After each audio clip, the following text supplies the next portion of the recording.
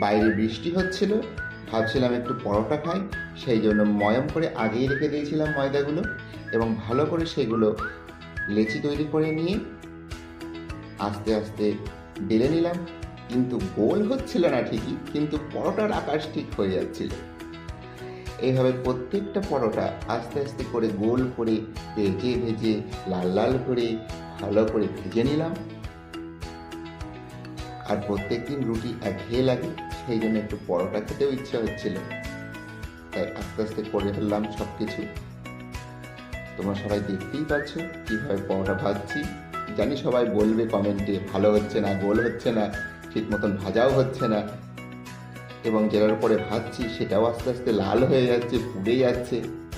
যাই হোক, নতুন নতুন তো, তাও একটু ট্রাই করলাম। এবার প্লেটে সার্ভ করে নিলাম এঁচোড় চিংড়ির সাথে পরোটা, জাস্ট ফাটাফাটি।